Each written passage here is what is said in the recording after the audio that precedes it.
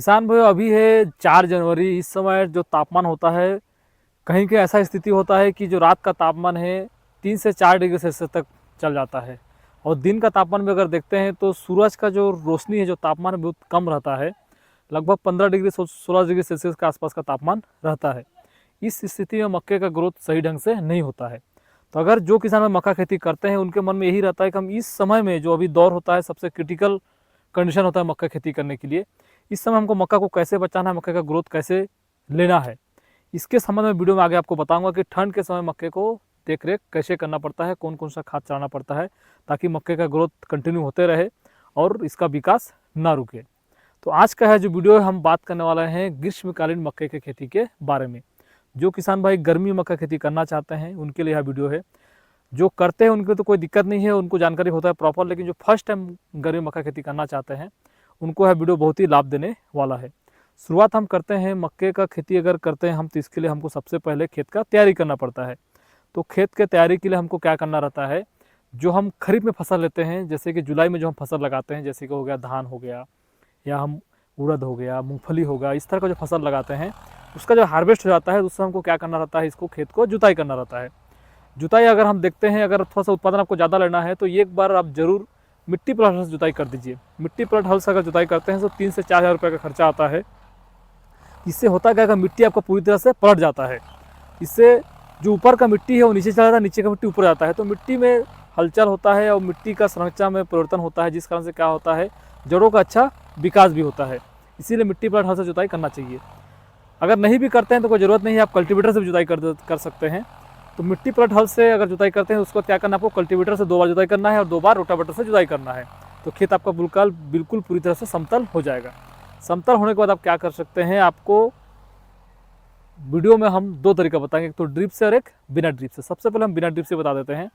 जिस खेत में हम धान लगाते हैं वो क्यारी नुमा होता है, मतलब 10 डिसमिल का 15 डिसमिल का खेत होता है। तो वहाँ पर हम, आपके पास पानी अगर पर्याप्त मात्रा में पानी है, नदी किनारे अगर खेत है, तो आप पूरा खेत को ही भर के आप सिंचाई कर सकते हैं। तो उसमें तो आप ट्रैक्टर का हल से ही, आप जो कल्टीवेटर होता है उससे ही जुताई करते हैं, उसमें जो हल बन जाता है उसी में बुआई करके आप खेती कर सकते हैं और पूरा क्यारी में पानी भर सकते हैं। अगर समतल जगह जैसे कि ये फील्ड है, ऐसे जगह पे अगर आप बिना ड्रिप से खेती करना चाहते हैं, आपको भी यहाँ छोटा छोटा क्यारी बनाना पड़ेगा, छोटा छोटा बंड देना पड़ेगा बीचों बीच में, जिसमें हम फॉरो इरिगेशन के द्वारा सिंचाई कर सकते हैं। लेकिन इन सब विधियों से सबसे हाईएस्ट उत्पादन देना जो विधि होता है ड्रिप। अगर हम ड्रिप से खेती करते हैं तो 1 एकड़ में मान लीजिए कम से कम 40 कुंटल से उत्पादन तो देना ही देना है। और जो अच्छे किसान हैं, प्रॉपर कई सालों से मक्का खेती कर रहे हैं गर्मी के समय में, वो 50 से 55 कुंटल तक प्रति एकड़ में उत्पादन लेते हैं। तो जुताई हमारा हो गया। अब आते हैं हम फर्टिलाइज़र की। हमको फर्टिलाइज़र 1 एकड़ में कितना देना पड़ता है। अगर आप ड्रिप से दे रहे हैं तो आपको क्या करना पड़ेगा, कूड़ बनाना पड़ता है। कूड़ को हम, जो ट्रैक्टर का हल होता है, या तो हम एक फावड़ा, छोटा जो फावड़ा होता है उसको, उसके सहारे से हम क्या करते हैं, जो ड्रिप बिछाते हैं, तो ड्रिप बिछाने के साथ हम क्या करते हैं, उसमें नाली बनाते हैं। नाली बनाने से पहले जब हम ड्रिप लगाते हैं तो ड्रिप को हमको कितना दूर में रखना है, ये सबसे इंपॉर्टेंट होता है। तो दूरी अगर हम देखते हैं, देखिए ये जो दूरी है बहुत ही ज़बरदस्त दूरी है, इसीलिए मैं इस फील्ड को चयन किया हूँ।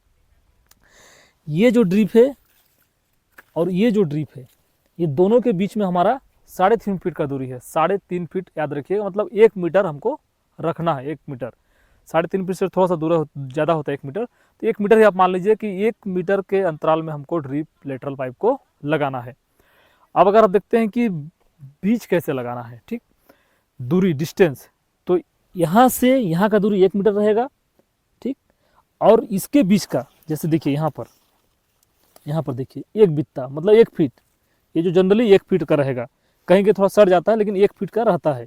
मतलब पौधा से पौधे का दूरी, एक ड्रिप लगाना, फिर से समझ लीजिएगा, ये हम ड्रिप लेटर लगा दिए, यहाँ एक लेटर लगा दिए, यहाँ एक लेटर लगा दिए। अब लेटर के दोनों साइड बीज लगेगा। देखिए ये जो लेटरल है, यहाँ भी कूड़ बनेगा ऐसे, और यहाँ भी कूड़ बनेगा, यहाँ भी बीज लगेगा, यहाँ भी बीज लगेगा। एक लेटरल में दोनों साइड से हमको मक्के का बीज लगाना है। तो दोनों साइड से हम कूड़ बनाएंगे, कूड़ में हमको फर्टिलाइजर डालना है। सबसे पहला काम होता है ड्रिप लगा देना है खेत में। और ड्रिप अगर हम देखते हैं तो 1 एकड़ में अगर ड्रिप देखते हैं, मेरे चैनल में आप वीडियो जाकर देख सकते हैं कि मात्र 10 से 11 हज़ार में आप 1 एकड़ में ड्रिप लगा सकते हैं। तो लगाते कैसे हैं, इसमें आपको लपेटा पाइप से लगाना रहता है, सस्ता फीडर लगाना रहता है, क्योंकि मक्के की खेती है, एक बार लगाना है फिर उसको उठा कर देना है, खरीफ में दूसरा फसल लगाना है। इसीलिए हमको सस्ता ड्रिप ही लगाना है। तो 1 एकड़ में 10 से 11 हज़ार आपका ड्रिप लग जाएगा, लीटर लग जाएगा। ठीक, अब कूड़ जो बनाते हैं उस पर फर्टिलाइजर डालना है। फर्टिलाइजर में हमको क्या क्या लेना है, सबसे पहले तो लेना है डीएपी। डीएपी बहुत ही ज़रूरी होता है। तो 1 एकड़ में 2 बोरा डीएपी। सुन के डरिएगा मत, क्योंकि खाद आपको प्रॉपर मात्रा में देना ही पड़ेगा, तभी आपको 40 कुंटल से ऊपर उत्पादन होगा। ड्रिप में 2 बोरा डीएपी, 2 बोरा single super phosphate, 30 kilo urea, 1 बोरा पोटास। ये मेन खाद है, इसको देना ही पड़ेगा। 2 बोरा डीएपी, 2 बोरा सिंगल सुपर फास्फेट, 1 बोरा पोटास, 30 किलो यूरिया, इसको मिलाना है। और साथ में आपको देना है मैग्नीशियम सल्फेट, 1 बोरा जो 25 किलो का होता है, मैग्नीशियम सल्फेट देना है। 25 किलो का समुद्री घास से जो खाद बनता है उसको देना है 25 किलो। साथ में देना है आपको माइक्रोजा, जो अगर मिल जाता है तो 10 किलो माइक्रोजा मार्केट से आपको साथ में इसके साथ मिला देना है। माइक्रोजा को इसके साथ जनरली नहीं मिलाना चाहिए, तो मैं तो रिकमेंडेड करता हूँ इसके साथ बिल्कुल मत मिलेगा। बाद में दूसरे तरीके से दीजिएगा, वो भी सही है, लिक्विड ड्रिप के द्वारा चला सकते हैं। इसके साथ माइक्रोजा को नहीं मिलाएगा, कई किसान मिला भी देते हैं। लेकिन इसके साथ आपको देना है इंसेक्टिसाइड, जो ग्रेनुअल इंसेक्टिसाइड होता है, 4 से 5 किलो आप 1 एकड़ में इसी खाद से मिला के दे देंगे। ग्रेनुअल इंसेक्टिसाइड अगर देते हैं तो क्या होता है, जो इसमें मक्के में जो फाल वगैरह लगता है, जो कि मिट्टी में रहता है, इसका प्यूपा, इसका अंडा, वो नष्ट हो जाता है। सभी खाद को मिला के कूड़ में जो ड्रिप लेटर लगेगा, लेटर के दोनों साइड में कूड़ में दे देना है। दे के मिट्टी को समतल ढक देना है। अगर आपके पास मक्के लगाने का मशीन है जो कि पहिया के द्वारा लगता है, तो उसी में लगाना है। अगर मक्के लगाने का मशीन नहीं है तो कूड़ को नहीं ढकना है। कूड़ में ही क्या करना है, हमको दाना जहाँ जिस जगह पे हम खाद देते हैं उसी के ऊपर से एक एक दाना लगाते जाना है। अब हम फिर से डिस्टेंस आपको दिखाते हैं, जो अच्छा डिस्टेंस होता है। जैसे कि बताया कि यहाँ से यहाँ 1 फीट, तो यहाँ से भी यहाँ 1 फीट लेना है। अब हम देखते हैं कि ये एक स्क्वायर फीट होता है। 1 स्क्वायर फीट कैसे हुआ, यहाँ से 1 फीट, यहाँ से 1 फीट, तो 1 स्क्वायर फीट में हमारा 4 पौधा होगा। यहाँ से यहाँ 1 फीट में 1 पौधा, यहाँ से 1 फीट में पौधा, यहाँ से 1 फीट में ये पौधा, यहाँ से 1 फीट में ये पौधा। मतलब 1 स्क्वायर फीट जो रहेगा उसमें 4 पौधा हमारा लगेगा। और सबसे अच्छा कंडीशन होता है, बीच में डिस्टेंस होता है, वहाँ अगर थोड़ा सा घना भी होता है तो प्रॉपर हवा मिलता है, प्रॉपर सूर्य का रोशनी मिलता है, पौधे का ग्रोथ अच्छा होता है। बीज हमारा लग गया, फिर ऊपर से पैर से ढक देना है तो हाथ से ढक देना है। ठीक, ढकने के बाद हमको तुरंत क्या करना है, सिंचाई करना है। अब बात आता है, सबसे महत्वपूर्ण बात होता है कि मक्का हम जब लगाते हैं ठंड के दिनों में तो अंकुरण का सबसे बड़ा समस्या होता है। बीज आज लगाएंगे, 1 जनवरी को बीज लगाते हैं तो हमारा 20-25 जनवरी पार हो जाता है बीज सिर्फ अंकुरण होने में। तो ऐसा तरीका मैं आपको बताऊँ, इस तरीका को अगर अपनाते हैं तो आपका मक्के का बीज ठंड के दिनों में बहुत ही अच्छा जर्मिनेशन होगा और इसका ग्रोथ भी अच्छा होगा। सबसे पहले क्या करना है, आपको बीज को रात भर के लिए हल्का गुनगुना पानी में फुला के रखना है। जैसे अभी हम शाम हुआ, हल्का गुनगुना पानी लिए और उसमें बीज को फुला दिए, रात भर फूल गया बीज। जैसे हम सुबह देखेंगे, हाँ बीज में पूरा पानी सोख लिया है, पानी से बीज भर गया है। कल क्या करना, हमको जूट वाले बोरे में अच्छे से बीज को लपेट लेना है। लपेट के पुआल हो गया, ऐसे जगह पे जहाँ पे गर्म हो उस जगह पे उस बोरा को ढक देना है। और 2 दिन प्रॉपर रखना है। ठंड का दिन है, समय ज़्यादा लगता है, 2 दिन प्रॉपर रखना है। फिर आपको निकाल के देखना है कि हीट गर्म हो जाता है, बीज फट चुका होगा, उसमें से धीरे से अंकुरण निकल रहा होगा। तो उस कंडीशन में क्या करना, वैसे बीज को अगर आप लगाएंगे तो आपका 8 से 10 दिन में बीज अंकुरण हो जाता है। ठंड के दिन में, अगर नॉर्मल गर्मी का दिन होता है तो 4 से 5 दिन में ऐसे ही अंकुरण होता है बीज लगाने से ही। ये विधि अगर अपनाते हैं तो 8 से 10 दिन आपका बीज अंकुरण हो जाएगा और उसका ग्रोथ भी अच्छा होगा। जैसे बीज अंकुरण होगा उस समय आपको पानी चलाना है। जब 4 से 5 पत्ती आ जाता है मक्के का, उस कंडीशन में आपको क्या करना है, जो पहला खाद है NPK 19-19-19 को आपको ड्रिप के द्वारा 2 किलोग्राम प्रति एकड़ की दर से चलाना है।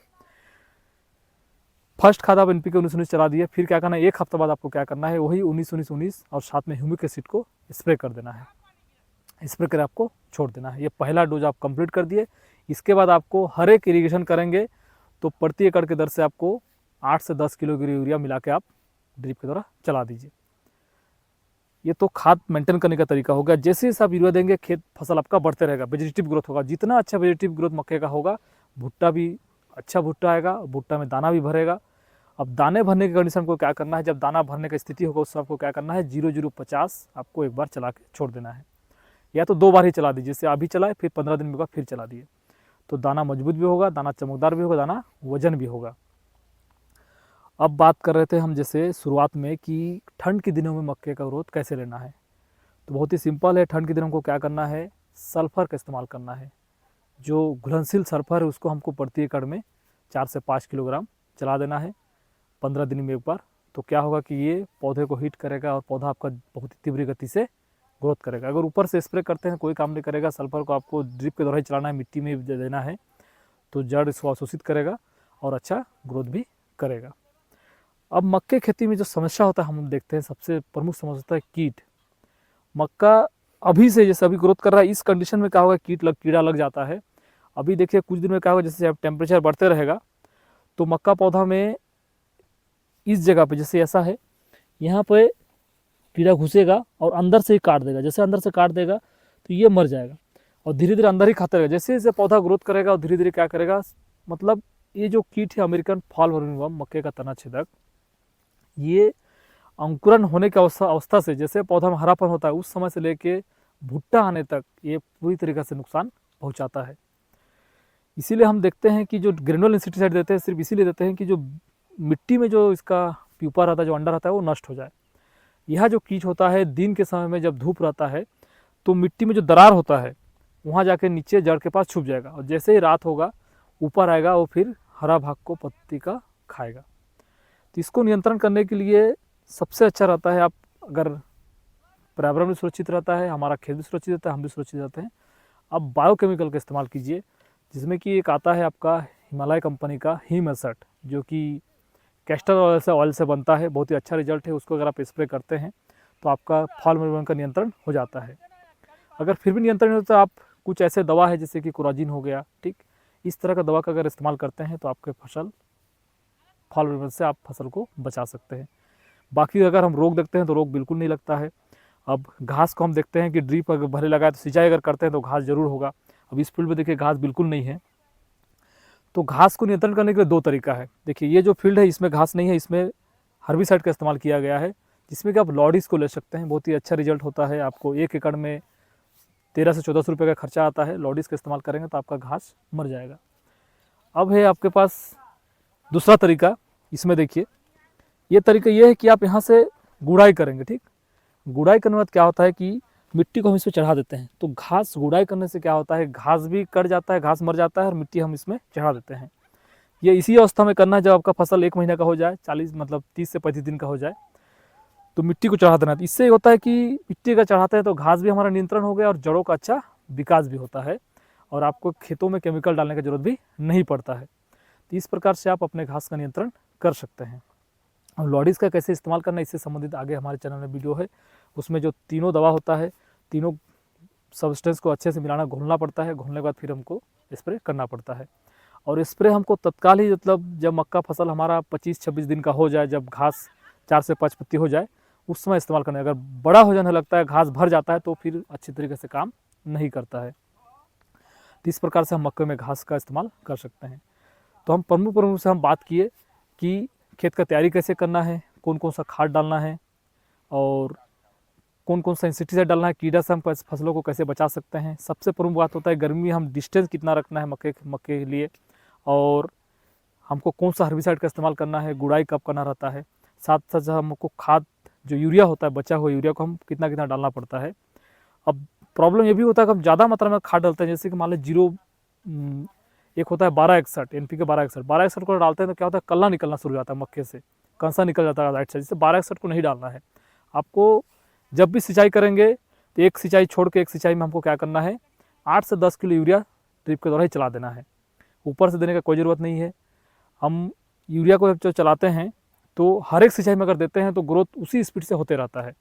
अगर आप बहाव खेती से लगा, जैसे मेड़ बना के भी अगर लगाते हैं, तो उसमें भी आपको क्या करना है, हर सिंचाई में एक बार यूरिया छिड़काव कर देना है, तो पौधा आपका वेजिटेटिव ग्रोथ होते रहेगा।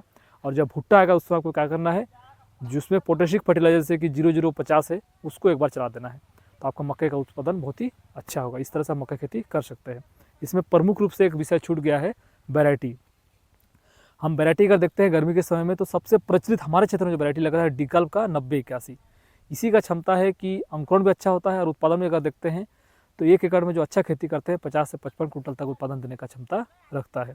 दूसरे नंबर पर आता है एक CP का 558, वो भी अच्छा उत्पादन देता है। अभी जैसे समय अगर कम दिनों में महिंद्रा का है 20-50, ये भी अच्छा उत्पादन था। इस तरह से हम अभी CP 333 भी लगा सकते हैं। मतलब कम दिनों का फसल अभी जनवरी में अगर आप खेती कर रहे हैं तो कम दिनों का मक्का आपको लगाना है, ताकि बरसात आने से पहले इसका हार्वेस्ट हो जाए। 90 कैसे भी कुछ किसान लगा रहे हैं, वो भी बोलते हैं कि अभी अगर लगाते हैं तो 5 महीने में हमारा हार्वेस्ट हो जाएगा। तो आप खुद डिसाइड करके आसपास पता करके आप वैरायटी का चयन कर सकते हैं। दोस्तों, ये मक्के की खेती था हमारे क्षेत्र में कैसे करें, इसके बारे में आपको जानकारी बताया हूँ। अगर जानकारी अच्छा लगा हो तो वीडियो को लाइक जरूर कीजिएगा।